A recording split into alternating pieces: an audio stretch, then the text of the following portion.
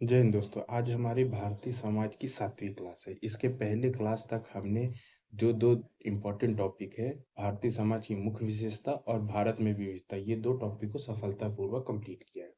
आज जो हमारा अगला तीसरा टॉपिक है मेंस का, वो है महिला एवं महिला संगठन की भूमिका। तो आज हम इसे कवर करेंगे। तो देखिए दोस्तों, क्या है, महिला एवं महिला संगठन की भूमिका, इसमें दो टॉपिक है। महिला अलग है, महिला की भूमिका अलग, और महिला एवं महिला संगठन की भूमिका अलग। तो पहले हम महिला वाला टॉपिक कंप्लीट करेंगे, फिर महिला संगठन देखेंगे। ओके, तो चलिए शुरू करते हैं। आज हमारे जो अगला टॉपिक है महिला। तो देखिए, महिला में हमें पढ़ना क्या-क्या है। सबसे पहले हम रोड मैप बनाएँ, तो अगर हम रोड मैप देखें कि हमें आखिर इस वाले टॉपिक में क्या-क्या पढ़ना है, तो हमारे पास 3 टॉपिक आता है। पहला है, अब क्या है ना, ये सोशियोलॉजी, समाज से जुड़ा टॉपिक है, तो महिला और समाज इन दोनों में संबंध बनाएँगे। तो अगर महिला और समाज से संबंध बनाएँगे, तो पहला हो जाता है महिलाओं से जुड़ी समस्या, क्योंकि समाज ही उनको समस्या में डालता है या समाज में समस्या है, तो पहला टॉपिक हो जाएगा कि महिलाओं से जुड़ी समस्या। दूसरा है भाई, अगर समस्या है तो समस्या का कारण क्या है, मतलब महिलाओं की समस्या के कारण। अब देखिए, हम इसमें 2 प्रकार के कारण, एक पढ़ेंगे परंपरागत कारण, जो भाई प्राचीन काल से चला आ रहा है, पुराने एक आधुनिक कारण, जो कि नई-नई व्यवस्था जो आधुनिक समाज है उसके कारण उनको समस्याएँ उत्पन्न। अब देखिए, महिला समाज का अति संवेदनशील वर्ग रहा है। इनको निम्न स्थिति समाज ने इनको बराबर अवसर नहीं दिए हैं। तो ये हम 2 प्रकार के कारण पढ़ेंगे, परंपरागत कारण और आपके आधुनिक कारण। ठीक है? उसके बाद जो अगला है हमारा, ये है आपका समस्या समाधान की दिशा में किए गए अब भाई, समस्या हो गई, अब समस्या का कारण देख लिए, तो भाई अब उनको समाधान करोगे। आपने अपनी एक संवैधानिक व्यवस्था बना रखा है, देश में कानून है, तो उनके लिए क्या-क्या समाधान है? तो अब समाधान से जुड़े हम कई प्रकार के समाधान पढ़ेंगे, जैसे संवैधानिक समाधान, ठीक है? फिर कानूनी समाधान, उसके बाद कई सारे आयोग और समितियाँ गठित हुई, आयोग प्लस समितियाँ गठित हुई, उनको देखेंगे। कई सारी महिलाओं के लिए नीतियाँ बनाई गई, नीतिगत प्रयास को देखेंगे। उसके बाद कई सारी योजनाएँ, जैसे लाडली बहना योजना जो अभी चल रही है, वर्तमान की, है ना? तो कई प्रकार की जो प्रयास किए गए हर स्तर पे अलग-अलग, उन सब प्रयास को देखेंगे। तो चलिए शुरू करते हैं आज हम महिला का टॉपिक, जिसमें महिलाओं से जुड़ी समस्या के बारे में। तो देखिए, भारत में महिलाओं से जुड़ी समस्या, ठीक है? ये बड़ा बड़ा ही महत्वपूर्ण टॉपिक रहा है कि आखिर उन्हें समस्याएँ क्यों। अब ऐसे पुरुष से जुड़ी खास समस्याएँ तो देखने को मिलती नहीं, लेकिन महिलाओं से जुड़ी समस्या, तो पहला समस्या अगर देखें, तो है परिवार के अंदर हिंसा, उत्पीड़न, दहेज, हत्या आदि मामले। अब देखिए, ये जो है ना, हिंसा, उत्पीड़न, दहेज, हत्या, ये ज़्यादातर ना विवाह के पश्चात की समस्या है। जब विवाह के बाद महिला अपने पति के घर जाती है, तो उनको दहेज के लिए उत्पीड़ित किया जाता है, हिंसा, उनके मार-पीट की जाती है, और कभी-कभी इतनी स्थिति ज़्यादा गंभीर हो जाती है कि हत्या तक किए जाते हैं। तो ये जो समस्या उनको है, तो ये बड़ी गंभीर समस्या है कि परिवार के अंदर हिंसा, उत्पीड़न, दहेज और हत्या जैसे मामले हैं। ठीक है? उसके बाद है सार्वजनिक स्थल में छेड़छाड़ व बलात्कार। तो ये तो आपको मालूम है कि सार्वजनिक लड़की अब रात को घूम नहीं सकती, अकेले अकेले नहीं घूम सकती। तो सार्वजनिक स्थल में जितना भी छेड़छाड़ संबंधी मामले और उनके साथ जो जघन्य अपराध है, ये बलात्कार संबंधित, ये समस्याएँ उनको समाज में देखने को मिलती है। फिर है कार्यस्थल में यौन शोषण। तो ये भी प्रमुख समस्या है भाई। अब महिला है, काम करने, जॉब करने भाई बाहर जाती है, कहीं कहीं जो ऑफ़िस में जाती है, तो वहाँ उनकी यौन शोषण संबंधित है, फ़ेवर लेते हैं कि भाई आप काम कर रहे हैं, आपको काम दे रहे हैं, तो आपका फ़ेवर लेंगे, ये उनका शोषण करते हैं, तो ये समस्याएँ भी देखने को मिलती है। फिर है वेश्यावृत्ति एवं अनैतिक व्यापार। अब वेश्यावृत्ति ऐसे हो गया कि कई महिलाएँ हैं जिनको मजबूरन कई संगठन या कई पुरुषों का समूह होता है, उनको वेश्यावृत्ति डरा-धमका करके उनको वेश्यावृत्ति में ढकेल दिया जाता है।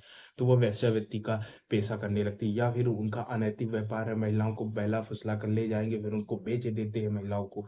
तो ये वाले जो समस्याएँ देखने को मिलती है, ये बड़ी गंभीर समस्या है। तो उनका वेश्यावृत्ति है कि जबरन उनको वेश्यावृत्ति में ढकेल देना, और है नैतिक व्यापार, उनको बेच दिया जाता है अवैध रूप से, तो ये जो कि पूरा गैर कानूनी होता है। तो वेश्यावृत्ति और नैतिक अपराध। उसके बाद है कन्या भ्रूण हत्या। अब कन्या भ्रूण हत्या हमारे यहाँ जैसे पितृसत्तात्मक समाज है, कई-कई ऐसे घर हैं जहाँ पे महिलाओं के जन्म को अपशगुन पाप समझा जाता है, तो उनके ना गर्भ में ही उनकी हत्या करवा दी जाती है, जिसको भ्रूण हत्या कहते हैं। तो ये वाली समस्या है कि ना पैदा होगी, ना आगे हमको उसको पढ़ाना-लिखाना, या फिर विवाह करना पड़ेगा, तो दहेज देना पड़ेगा, तो दहेज की समस्या को लेकर भी उनकी भ्रूण हत्या कर दी जाती है। ठीक?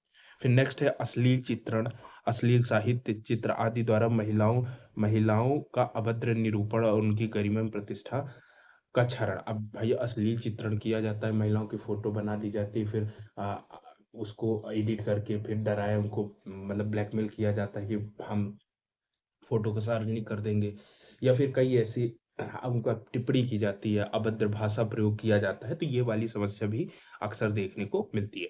फिर उसके बाद है कामकाजी महिलाओं की भूमिका संघर्ष, ये बड़ी समस्या है। कामकाजी महिलाओं में भूमिका संघर्ष की समस्या। अब कामकाजी महिलाएँ का मतलब जैसे परंपरागत रूप से देखा जाए तो महिलाओं विवाह के पश्चात महिलाओं को एक काम दे दिया गया कि भाई वो घर में रहेगी, घर सँभालेगी, घर का काम करेगी, बच्चे सँभालेगी, ठीक है? लेकिन अब आधुनिक समाज में महिलाएँ आर्थिक रूप से सशक्त हो रही हैं, जॉब के लिए बाहर जा रही हैं। अब जॉब के लिए महिला बाहर चली जाती है, तो अब घर कौन सँभाले या बच्चों को कौन देखे? उतना उनके पास समय नहीं रहता। तो ये जो मतलब कि घरेलू काम और आर्थिक काम, मतलब घर और घरेलू काम और जॉब के बीच में जो संघर्ष की स्थिति, उनकी भूमिका को लेकर कि जॉब कर रही है। अक्सर अक्सर तो कई परिवार में उनको जॉब करने की अनुमति ही नहीं दी जाती, जॉब नहीं कर सकती, और जहाँ कर सकती है, तो वहाँ पे फिर उनको मानसिक प्रताड़ना दी जाती है कि तुम जॉब करने चली जाती, घर का काम कौन करेगा, झाड़ू, पोछा, बर्तन, खाना कौन बनाएगा? तो ये जो उनकी भूमिका की जो संघर्ष वाली स्थिति है कि एक माँ के रूप में भूमिका और एक आर्थिक व्यक्ति के रूप में भूमिका, इसकी जो संघर्ष वाली स्थिति आज बनी आ रही है। उसके बाद है बाल विवाह, कम उम्र में विवाह की समस्या। तो सही बात है, बाल विवाह ही कर दिया जाता है ताकि जैसे महिलाएँ बड़ी होती हैं तो उनकी दहेज जैसी समस्या, कम उम्र में विवाह हो जाती है तो कम दहेज देना पड़ता है, या फिर ऐसा माना जाता है कि कहीं उम्र बढ़ी, पढ़ लिख लेगी, अधिकार हो जाएँगे, तो कहीं मतलब प्रेम विवाह जैसे संबंधित मामले, तो इन सब कारणों से उनकी ना बाल विवाह, समाज का दबाव हो जाता है। कई ऐसे गाँवों हैं जहाँ पे बालिकाओं को जल्दी से विवाह कर दिया जाता है। तो इन सब के कारण उनका बाल विवाह, कम उम्र में विवाह जैसी समस्या देखने को मिलती है। तो ये जो हमारे बिंदु थे, ये बिंदु हैं समाज से जुड़ी समस्याएँ, जो कि बड़ी गंभीर समस्याएँ, आप भी इससे परिचित होंगे। चलिए आगे चलते हैं। अब हम देखते हैं समस्याओं के कारण। भाई क्या-क्या आखिर कारण है कि ये समस्याएँ बनी हुई है? अगर हम कारण हटा दें तो समस्याएँ हट जाएँगी समाज से। तो देखिए कारण देखते हैं, तो पहला हम बताए थे, इसमें 2 तरह, एक परंपरागत कारण क्या है, एक आधुनिक समाज में कारण। तो परंपरागत कारण, तो पहला है ऐतिहासिक रूप से समाज में पुरुषों का वर्चस्व। अब देखिए सही बात है, पुरुषों का वर्चस्व मतलब पितृसत्तात्मक समाज। अब पितृसत्तात्मक समाज रहा है, जहाँ आपको मालूम है कि महिलाओं को पुरुष से निम्न समझा जाता था। हर चीज़ के लिए उनको पुरुष से अनुमति लेनी पड़ती थी। तो ये समस्या होने के कारण उनके खिलाफ समाज में अपराध बढ़ते जाए, चाहे चाहे आप घर में हिंसा, दहेज, मारपीट, हत्या जैसी स्थिति देख लें, या फिर बाहर कार्यस्थल में देख लें, यौन शोषण संबंधित। तो जो महिलाओं को निम्न समझने वाली स्थिति है, जो पुरुषों का समाज में वर्चस्व है, इसके कारण समाज में समस्याएँ देखने को मिल रही। दूसरा है विभिन्न सामाजिक प्रतिबंध एवं घरेलू कार्यों तक सीमित। अब उनको क्या है ना कि समाज में बहुत सारे प्रतिबंध लगा रखे हैं कि वो बाहर जॉब करने नहीं जा सकती, या फिर रात को अकेले नहीं घूम सकती, रात में नहीं घूम सकती।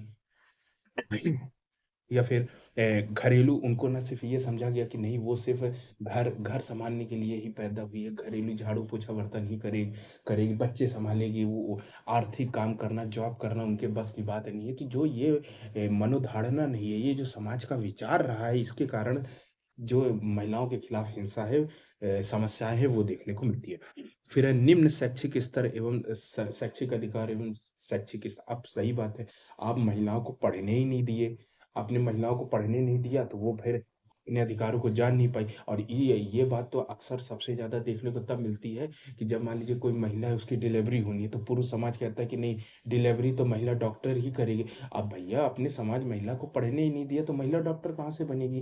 तो ये जो द्वंद वाली स्थिति है ना, इसके कारण समाज में बड़ी समस्या देखने को मिलती है। तो उनकी शैक्षिक स्थिति निम्न होना, भाई उनको कॉलेज करने नहीं, स्कूल में ही 12वीं 10वीं 12वीं करने नहीं दिया, पढ़ने नहीं दिया जाता है, जिसके कारण समाज में स्थिति बनी। अगर पढ़ लिख लेंगी तो अपने अधिकार को जानने लगेगी, अगर उनके खिलाफ कुछ गलत होता है तो उसके लिए कानूनी सहारा आवाज़ उठा सकती हैं। पर ये परंपरागत समस्या, समाज में ये समस्या जो शैक्षिक स्थिति है, ये गंभीर थी। उसके बाद संयुक्त परिवार एवं जाति जाति व्यवस्था में नियम। अब संयुक्त परिवार तो आप जानते हैं कि संयुक्त परिवार में क्या होता है कि सारे कई पीढ़ियों के लोग रहते हैं, 4-4 5-5 पीढ़ी के। अब उसमें क्या इतना बड़ा परिवार हो जाता है कि घरेलू काम बहुत आ जाता है, तो वो बाहर से मतलब मेड ना लगवा करके महिलाएँ सारा घरेलू काम करती। उसके बाद भी स संयुक्त परिवार में एक मुखिया होता है, जो कि मुखिया का जो आपका अधिकार है वो पुरुषों के पास है। तो पुरुष एक कोई मुखिया होता है, वही पूरे घर का नियामक होता है, वही डिसाइड करता है कि कौन क्या करेगा, महिलाओं को कितने अधिकार देना है, वो किस हद तक अपनी बातें रख सकती हैं। तो तो जो पुरानी संयुक्त परिवार व्यवस्था थी, वो महिलाओं की निम्न स्थिति या समाज में महिलाओं के खिलाफ होने वाली हिंसा का प्रमुख कारण है। और जाति व्यवस्था, अब एक ठो तो महिलाएं पुरुषों से निम्न से परंपरागत समाज में, उसके बाद जाति व्यवस्था, तो जो निम्न जाति की महिलाएं हो गई उनके तो और स्थिति खराब हो जाती है कि उनको समाज में कोई उनका मतलब कोई सामाजिक स्तर नहीं है, उनको कोई ओहदा नहीं, उनको कोई सम्मान नहीं है। तो ये वाली जो जाति व्यवस्था का दंश रहा है हमारे समाज में, वो महिलाओं की निम्न स्थिति के लिए गंभीर कारण रहा है। उसके बाद है सत्ता संरचना में भागीदारी की समस्या। अब सही बात है, आपने सत्ता का जो संरचना मतलब कि समाज में जो आपने अधिकार दिए वो पुरुषों को दे दिए। अब किसी भी स्तर में जो पुरुषों को अधिकार दिए वह महिलाओं की कोई भागीदारी नहीं, कोई भागीदारी नहीं है। मतलब ना निर्णय में, ना सामाजिक पक्ष में, ना आर्थिक पक्ष में। परंपरागत समाज में महिलाओं को तो किसी भूमिका में नहीं रखा गया। हाँ, ये 2-4 आपको धार्मिक भूमिका है, जैसे कि यज्ञ में महिलाओं की भागीदारी, बस एक धार्मिक पक्ष में थोड़ा बहुत है। उसके अलावा ना सामाजिक, ना आर्थिक, किसी और पक्ष में, ना शैक्षिक, किसी पक्ष में उनकी कोई भूमिका नहीं रखी गई। तो ये जो मतलब कि सच्चा सत्ता संरचना जो है, सत्ता संरचना की जो मतलब दोषपूर्ण व्यवस्था थी, वो भी हमारे महिलाओं की होने वाले अपराध, महिलाओं के प्रति जो अपराध होते हैं उसका कारण रहा है। तो ये है परंपरागत कारण जो कि महिलाओं के प्रति होने वाले अपराध के कारण है। अब हम देखेंगे आधुनिक कारण क्या है भाई। अब आधुनिक कारण, आधुनिक समाज है तो आधुनिक कारण, एक तो परंपरागत कारण पहले से ही है, उसके बाद आधुनिक। अब आधुनिक कारण में देखें तो पहला है पुरुषों पर आर्थिक निर्भरता। अब ये तो मान लीजिए पहले भी था, पुरुषों पर आर्थिक रूप से निर्भर है। अब जब पुरुषों पर आर्थिक रूप से निर्भर है, हर चीज के लिए उनको अपनी व्यक्तिगत जरूरत पूर्ण करने के लिए पुरुष से पैसे मांगने पड़ते हैं, उनकी अनुमति लेनी पड़ती है, तो वो कभी उनके ऊपर कभी उनका आत्मविश्वास बढ़ा ही नहीं, वो कभी आर्थिक रूप से सशक्त हो ही नहीं पाई कि वो अपना सामाजिक सशक्तिकरण करेंगी। तो ये जो है पुरुषों पर आर्थिक निर्भरता, ये भी आधुनिक कारण में। उसके बाद है आधुनिक शिक्षा। आप परंपरागत शिक्षा तो दे रहे, अब आज आधुनिक शिक्षा में आप देखिए ना, इंजीनियरिंग, डॉक्टरी और जो आर्ट वाली स्ट्रीम में महिलाओं को, होम साइंस वाली महिलाओं को चलो थोड़ा अवसर दे दिए। उसके बाद इंजीनियरिंग, आर्ट जैसे वैज्ञानिक पक्ष हो गए, यहाँ पे महिलाओं की भूमिका तो लगभग ना के बराबर है। तो ये जो आधुनिक शिक्षा से उनको वंचित रखा गया, तो ये भी प्रमुख समस्या रहा। उसके बाद है आधुनिक राजनीतिक सत्ता से वंचित। अब सही बात है, आपने संविधान लागू कर दिया, राजनीतिक व्यवस्था बना दी गई, उसके बाद आपने उनको कहीं राजनीतिक भागीदारी दी ही नहीं। आज आज भी देखिए, वो आज़ादी के अब 75 साल हो गए, आज भी महिलाओं के कहीं भी ऐसा आरक्षण संबंधी कुछ, अभी तो चलो ठीक है, अभी कुछ सालों से ठीक है, अपने पंचायती राज व्यवस्था में कुछ राज्यों में 1/3, कुछ मध्य प्रदेश जैसे राज्यों में 50% का आरक्षण दे दिया गया, लेकिन फिर भी विधानसभा और लोकसभा में है ही नहीं। अभी तो चलिए हाल ही में विधेयक पारित हुआ है कि लोकसभा राज्यसभा में, वो भी 2029 से एक बटे मतलब 33% आरक्षण का प्रावधान दिया गया। तो अगर अभी की भी बात छोड़ दे 1-2 साल पहले की, तो उसके पहले तक तो उनकी राजनीतिक भागीदारी तो लगभग ना के बराबर थी। समाज वैसे ही आपका पितृसत्तात्मक समाज है, आपने आरक्षण देकर उनको राजनीतिक भागीदारी से पूरी तरह वंचित करते, तो ये आधुनिक समाज की सबसे बड़ी समस्या। उसके बाद है विभिन्न व्यक्तिक कानून। अब अगर विभिन्न व्यक्तिक कानून को देखें, तो जैसे है कि मुस्लिमों में आप देखिए, मुस्लिमों में भाई 4 विवाह का प्रावधान है। अब एक एक पुरुष अगर 4 विवाह समझिए करेगा, तो भाई वो हर महिला को बराबर रूप से अधिकार नहीं दे या उनकी ज़रूरतें पूरी नहीं कर पाता। तो वो वैसे ही ये समाज समझ लेता है कि एक पुरुष बराबर 4 महिला के बराबर, एक पुरुष 4 महिला के बराबर। तो ये जो व्यक्तिगत कानून है, ये कानून भी निम्न स्थिति के लिए जिम्मेदार है। तो ये आधुनिक समाज की मतलब आधुनिक कारण रहा है। उसके बाद आधुनिक बाजार अर्थव्यवस्था एवं उपभोक्ता पर।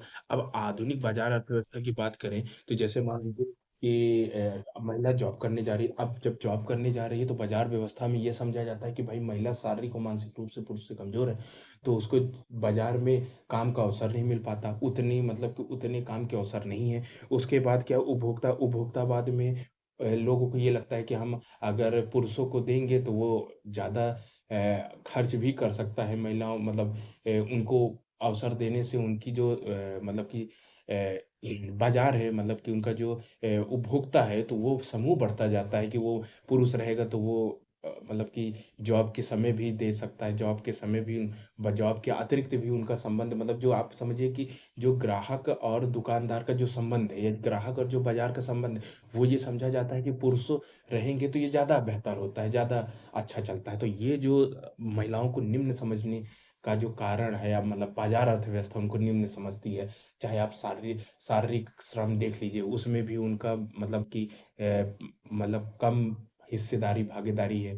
और अगर आप मानसिक श्रम देख लीजिए, तो वो मानसिक श्रम मतलब पढ़े लिखे होना, तो उतनी महिलाएं अभी पढ़ी लिखी नहीं है कि उनका भागीदारी बन सके। तो ये जो बाजार व्यवस्था है और जो उपभोक्तावाद है, वो पुरुषों के पक्ष में ज्यादा चला जाता है। नेक्स्ट है महिला आंदोलन के विरुद्ध पितृतंत्र की प्रक्रिया। अब महिलाएं, जैसे आप आपको मालूम है कि महिलाएं अब धीरे धीरे महिलाएं अपने अधिकारों के प्रति जागृत हो रही हैं। उनको मालूम है कि भाई संविधान ने उनको पर्याप्त अधिकार दिए हैं, अगर वो उसका पालन करे तो वो अपना आर्थिक सामाजिक सशक्तिकरण कर सकती। लेकिन इसके खिलाफ भी कई सारे जो पितृ सत्तात्मक पुरुष तंत्र है, वो एक्टिव हो जाता है कि नहीं, ऐसा नहीं हो सकती। जैसे आप हरियाणा में खाप पंचायत सुनिए, ये पंचायत तो इतना ताकतवर है कि मृत्यु दंड तक दे देता है। कोई महिलाएं गाँवों में प्रेम विवाह कर ले तो महिलाओं का जीना वहाँ मुश्किल हो जाता है। तो ये जो मतलब कि आप पितृतंत्र की प्रतिक्रिया हो जाती है, जब महिलाएं अपने अधिकारों की बात करने लगती हैं, तो धर्म उसमें अपनी परंपरागत समाज का तर्क देने लगेंगे, धर्म का तर्क देने लगेंगे। तो ये उनके लिए भारी आधुनिक समस्या बनी हुई है। चलिए नेक्स्ट देखते हैं। अब है कि जैसे भाई हमने समस्या देख ली, समस्या के कारण देख लिया। अब है कि महिलाओं को बेहतरी रक्षोपाय समस्या के समाधान के लिए क्या क्या प्रयास की। स्वाभाविक सी बात है कि पितृसत्तात्मक समाज महिलाओं को उनके उनका अधिकार नहीं देने वाला, क्योंकि इतने साल हो गए जब महिलाओं की स्थिति नहीं सुधरी, तो ये तो नहीं हो। ये तो तभी संभव है जब आप महिलाओं को शिक्षा दें, या आप कानूनी प्रयास करें। जब कानूनी प्रयास करेंगे, तभी आप उनको उनके अधिकार दिए जा सकते हैं, उनको सशक्त बनाया जा सकता है। तो कई स्तर पे हमने, अब एक स्तर पे नहीं, कई स्तर पे हमको प्रयास करना पड़ा। जैसे एक है संवैधानिक, हमने संविधान में बहुत सारे प्रावधान है। उसके बाद है कानूनी प्रयास। भाई कानूनी प्रयास तो इतने सारे हमने कानूनी प्रयास बना रखे हैं कि मतलब किसी भी स्तर पे महिलाओं के खिलाफ गलत ना होने पाए, उनको निम्न ना समझा जाए। उसके बाद है कई आयोग और समितियों का गठन किया गया, महिला आयोग बना दिया गया, परमानेंटली महिला आयोग बना दिया गया महिलाओं के उत्थान के लिए। फिर नीतिगत कई नीतियां बनाई गई, कई योजनाएं बनाई गई हैं जो कि महिलाओं के लिए। अब हम एक एक करके इसका डिटेल पढ़ेंगे, तो चलिए देखते हैं। पहला है जैसे संवैधानिक एवं कानूनी। तो अब देखिए इसमें दो, एक है संवैधानिक प्रयास अलग है। संवैधानिक प्रयास मतलब कौन कौन से प्रावधान संविधान में जोड़े गए। कानूनी प्रयास अलग है। कानूनी प्रयास का मतलब है कि कौन कौन से कानून है जो कि संसद या विधान मंडल ने बनाए हैं अपने यहाँ महिलाओं के उत्थान के लिए। तो दो अलग अलग। तो पहले हम देखेंगे संवैधानिक। तो देखिए ये प्रावधान है जो संविधान में जोड़े गए हैं महिलाओं को। जैसे पहला है 14, आर्टिकल 14। आपको मालूम है ये समता का अधिकार है कि महिलाएं और पुरुष बराबर हो, उनके खिलाफ कोई भी भेदभाव नहीं होगा। उसके बाद है 15, धर्म जाति मूलवास लिंग। लिंग देखिए आप लिखा है ना, लिंग के आधार पर भेदभाव नहीं होगा। मतलब कि आप मतलब ये नहीं कह सकते कि भाई ये महिला है तो आप इसको जॉब नहीं देंगे या कोई भी अधिकार नहीं देंगे। तो ये लिंग के खिलाफ भेदभाव से संरक्षण देता है आर्टिकल 15। फिर है 16। तो आपको 16 मालूम है कि ये जॉब से रिलेटेड है। तो जॉब में जितना आरक्षण संबंधी है, तो महिलाओं को जॉब में आरक्षण की व्यवस्था जो है वो आर्टिकल 16 करता है। उसके बाद है आर्टिकल 23। तो अब देखिए आर्टिकल 23 क्या है, ये महिलाओं के दुर्व्यापार से संबंधित है कि महिलाओं के खिलाफ कोई भी उनका अनैतिक दूर मतलब मतलब महिलाओं को खरीद बिक्री ना हो सके, उनको वस्तु ना समझा जाए, तो इसके खिलाफ आर्टिकल 23 जो है वो मतलब कि रोक लगाता है। उसके बाद है आर्टिकल 29 है। आर्टिकल 29 ये है, ये महिलाओं कामगार जितनी भी महिलाएं, कामगारी महिलाएं जो जॉब करती हैं, उनके संरक्षण के लिए कि भाई जॉब के दौरान उनके उनके साथ कोई दुरुपयोग ना हो, उनके साथ कोई कोई अपराध ना हो। तो इसके लिए आर्टिकल 39A जोड़ा गया। अब 39D क्या कहता है, 39D बोलता है कि समान वेतन। आप भाई महिला होने के कारण, जैसे मान लीजिए एक महिला मजदूर है, एक पुरुष मजदूर है, तो भाई ये समझा जाता है पुरुष शारीरिक रूप से वो ज्यादा काम करेगा तो महिलाओं को कम वेतन दे दे, या फिर महिलाओं को जॉब में रखे ही नहीं। तो ये वाली जो व्यवस्था है, इससे 39D इसको रोकता है। उसके बाद है 42। अब 42 क्या कहता है, 42 कहता है कि प्रसूति सहायता। अब भैया जैसे मान लीजिए कोई महिला वर्किंग है, काम कर रही थी, अब भाई वो मान लीजिए गर्भवती हो गई, अब बच्चा हो गया उसके, तो अब भैया बच्चा हो गया तो ये तो एक प्राकृतिक प्रक्रिया है। तो आप उसको आप जॉब से निकाल दो, या फिर आप उसकी जो जॉब मतलब कि वेतन है, कोई सामाजिक सुरक्षा वो ना दो।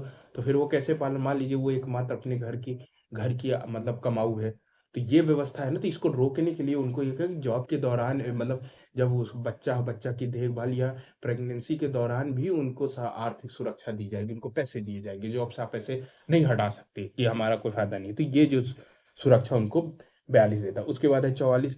44 है, ये है समान एक नागरिक संहिता है, यूसीसी की बात करता है। तो भाई ये सही बात है, ये जितने भी अपने व्यक्तिगत कानून है उनके खिलाफ संरक्षण देता है कि ऐसा ना हो कि किसी के यहाँ किसी धर्म में एक 4 विवाह मान्य है, किसी के यहाँ 1 विवाह मान्य है, तो इसके विरुद्ध ये संरक्षण देता है। फिर है 51 है। 51 है, ये महिलाओं के जो मौलिक कर्तव्य दिए हों उसमें ये बात का बताता है कि जो परंपरागत व्यवस्था चली आ रही है, तो जो महिलाओं मतलब समाज में जो महिलाओं के सम्मान के विरुद्ध आचरण या परंपरा चली आ रही है उसको आपको रोकना है, उसको फॉलो नहीं करना है। तो ये मतलब कि व्यक्ति को कहता है, उसको कर्तव्य दिलाता है कि आपका कर्तव्य है कि आप समाज में जितनी भी महिलाओं के सम्मान के विरुद्ध परंपरा है, आचरण है, उसका आप त्याग कर दीजिए। उसके बाद है 243। अब 243 तो चलिए आपका ये पंचायती राज में महिलाओं के आरक्षण संबंधी, जो कि बाद में जोड़ा गया है, ये 72 73 73 और 74 संविधान संशोधन के बाद। तो ये उनको महिलाओं को पंचायती राज या नगर निकायों के जो चुनाव होते हैं उसमें आरक्षण की व्यवस्था करता है, ताकि उनकी जो राजनीतिक भागीदारी है वो सुनिश्चित हो सके। तो ये है आपके संवैधानिक प्रयास। अब हम देखते हैं कानूनी प्रयास, मतलब कौन कौन से कानून हैं जो कि महिलाओं के संरक्षण के लिए बनाए गए। अब देखिए, कानून बनाने से पहले आपको ये पता होना चाहिए किस स्तर में महिलाओं को संरक्षण की जरूरत है, मतलब किस किस स्तर में महिलाओं के प्रति अपराध होते हैं। तो जब अपराध को आप पता कर लेंगे तो आप फिर उसके लिए कानून बनाएंगे। तो देखिए, सबसे पहले है विवाह संरक्षण कानून 1954-1955। अब सही बात है, विवाह के बाद दहेज के बिना महिला का विवाह ही नहीं हो रहा है। या फिर पहले कम दहेज मांगते, जब विवाह होने लगता है दहेज की रकम बढ़ जाती है कि भाई करना है तो दे, अगर अपना सामाजिक प्रतिष्ठा और बरकरार रहना है तो दे, तो नहीं तो शादी नहीं होगी। तो ये जो विवाह संबंधी जितने भी मतलब कि मान्यताएं थी कि दहेज प्रथा या फिर जो भी अतिरिक्त है कि बाद में दहेज के लिए उत्पीड़न करना, तो ये विवाह संबंधी जितने भी कानून है, तो विवाह संबंधी संरक्षण उनको 1954-1955 के कानून ने दिए। अब है अगला है अनैतिक, ये वाला हम इसको डिटेल पढ़ेंगे क्योंकि ये बहुत इंपॉर्टेंट एक्ट है। अनैतिक व्यापार निवारण अधिनियम 1956 और 2006 में इसमें संशोधन हुआ था। तो अनैतिक व्यापार निवारण अधिनियम 2006, अनैतिक व्यापार का मतलब है कि भाई महिला की खरीद बिक्री को रोको। ऐसे ही जा करके कोई पता चला कि कोई कोई मान लीजिए बिटिया पैदा हो गई, फिर उसको नहीं पालन पोषण करना है, दहेज शिक्षा ये सब में खर्च नहीं करना है, भेज देते हैं। या फिर गरीब लोग हैं तो बेच देते हैं। या फिर किसी लड़का कोई है उसका विवाह नहीं होता तो वो भाई विवाह स्वरूप खरीद लेता है उसको वधु मूल्य दे करके। तो ये जो व्यवस्था है, अनैतिक व्यापार किसी भी रूप में हो, इसको नहीं माना जाएगा। तो मतलब इसको पूरी तरह आपराधिक है, गैर कानूनी है।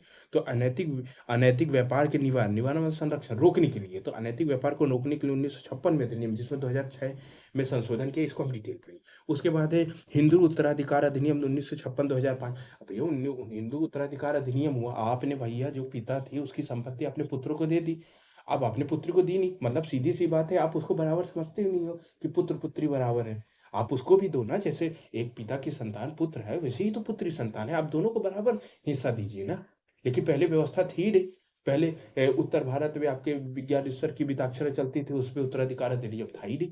तो ये जो हो रही है अब आजकल क्या है कि आजकल जब वर्षाला होता है तो महिलाओं को भी लाभ जोड़ा जाता है, उनको भी आपको मतलब उनकी संपत्ति में उनका हिस्सा बनेगा।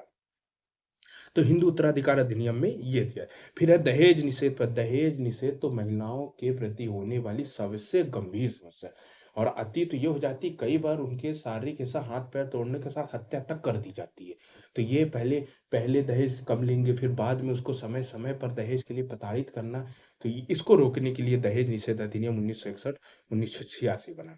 उसके बाद है महिलाओं के अपशिष्ट प्रतिरूपण निषेध निषेध अधिनियम 1986। अब ये महिलाओं के, अब ये बताता है कि जैसे मान लीजिए अपशिष्ट प्रतिरूपण का मतलब है कि महिलाओं का गलत चित्रण ना करें आप, मतलब कि उनका कोई मतलब अश्लील चित्रण ना करे, कोई साहित्य कोई चित्र बनाकर ना करे। तो इसको रोकने के लिए आपका ये 1986 में अधिनियम बना हुआ है, मतलब उनको मानसिक प्रताड़ना के रूप में। फिर है पीसीएन पीएनडी पीएनडीटी। अब देखिए, पीसीएन पीएनडी मतलब पीसी मतलब होता है प्री कॉन्सेप्शन एंड पीएनडीपी का मतलब होता है प्री नेडल डायग्नोस्टिक टेक्निक। अब ये पीसीएन पीएनडीपी, पीसी मतलब pre conception and pre natal diagnosis technique act, ये जो है आपका 1994 2003, ये बताता है कि महिलाओं की प्री, ये बोल रहा है ना, प्री कॉन्सेप्शन मतलब कि भ्रूण हत्या को रोकने के लिए, और बाद में जैसे भ्रूण हत्या करवा दी जाती है, फिर बाद में अगर भ्रूण हत्या नहीं हुई, नहीं पता चला टेक्निक से, मान लीजिए अल्ट्रासाउंड वगैरह से नहीं पता चला, फिर बाद में जब बच्ची पैदा हो जाती है तो हत्या करवाती है, तो इसको रोकने के लिए ये आपका पीसी एंड पीएनडीपी अधिनियम 1994 लाया गया था। तो ये अब देखिए नेक्स्ट, अभी हमारा कानूनी अधिकार, फिर है घरेलू हिंसा संरक्षण नियम 2005। तो ये ऐसे ही है कि बाद में जब विवाह के पश्चात आ जाती है, विवाह के पश्चात जब महिला अपने ससुराल आ जाती है, तो उसके खिलाफ कोई कोई हिंसा ना हो, किसी भी तरह की हिंसा, चाहे तो मतलब दहेज के लिए हो, चाहे फिर घर के काम को लेकर के, मतलब उसको संरक्षण देना कि किसी भी प्रकार की हिंसा, शारीरिक, मानसिक, कुछ भी हिंसा होगी, वो घरेलू हिंसा संरक्षण अधिनियम 2005 उसके लिए उनको संरक्षण देगा। उसके बाद अगला है बाल विवाह निषेध अधिनियम 2006। अब देखिए परंपरागत कारण में आता है बाल विवाह, दहेज न देने के लिए, पढ़ाना ना पड़े, इस सब के लिए बाल विवाह कर दो। तो ये बाल विवाह को रोकने के लिए आपका 2006 में अधिनियम लाया गया था कि बाल विवाह, अब तो उम्र तक डिसाइड कर दी कि 18 साल से पहले अब महिला का विवाह नहीं कर सकते। अभी तो चर्चा चल रही है आधुनिक कानूनों में कि अब उसकी उम्र 21 कर देनी चाहिए, जब पुरुष की महिला बराबर है, तो पुरुषों की अगर 21 वर्ष है तो महिलाओं को भी 21 करो, पर अभी ये तो कानून नहीं आया है, तो अभी 18 वर्ष तक ही मान्य है। उसके बाद है कार्यस्थल पर महिलाओं के यौन उत्पीड़न निषेध। आप देखिए कार्यस्थल पर महिलाओं के यौन उत्पीड़न, ये बहुत गंभीर समस्या है। ये 1997 में एक विशाखापट्टनम केस आया था, जिसमें कार मतलब उनसे फेवर लिया जाता है, उनसे एक्सटॉर्शन किया जाता है कि मतलब कि अगर हम जॉब दे रहे हैं तो जो वहाँ का नियोक्ता होता है कहीं भी, उनको जो जॉब देता है वो उनसे फेवर करता है कि उससे संबंध स्थापित कर, जो भी व्यवस्था है, मतलब कि उनका जो यौन उत्पीड़न होता है, उनसे संरक्षण के लिए ये 2013 का अधिनियम बना हुआ है।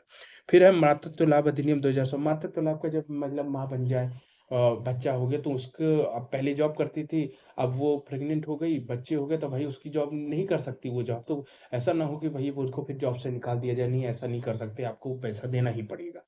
फिर है सरोगेसी, ये विनियमन अधिनियम 2021, ये अभी आया है 2021 में। सरोगेसी का मतलब होता है कि जैसे मान लीजिए कि कोई दंपत्ति है, पति पत्नी है, तो अब पति पत्नी नहीं बच्चे पैदा कर सकते, तो वो फिर सरोगेट कोई एक मदर को ना, उसके कोख को किराए में ले लेते हैं, और ये टेस्ट बीबी और जो भी मतलब कि वैज्ञानिक विधियां हैं उसका यूज करके अपने बच्चे को उसकी कोख में पैदा कर देते हैं, तो वो कोख पालती है, वो जो सरोगेट मदर जिसकी कोख किराए से लिए, वो बच्चे को पालती है। तो ये इसका विनियमन सही रूप से हो सके, मतलब जो सरोगेट मदर है, जो बच्चे को पाल रही है, अपने कोख में पैदा कर रही है, तो उसके खिलाफ कोई भी उत्पीड़न ना हो पाए उसको, क्योंकि ये एक आर्थिक क्रिया हो जाती है कि वो उसकी कोख किराए से ले लेते हैं, फिर उसका जो भी चार्ज है, जो भी रहता होगा किराया, उसको देना पड़ता है। फिर जो प्रेगनेंसी का पूरा 9 महीने का पीरियड होता है, तो उसको पूरी देख रेख, उसकी खान पान की व्यवस्था सारी, जो मतलब कि जो किराए से लेता है, तो वो ये उसका विनियमन करने के लिए सरोगेसी अधिनियम लाया गया था।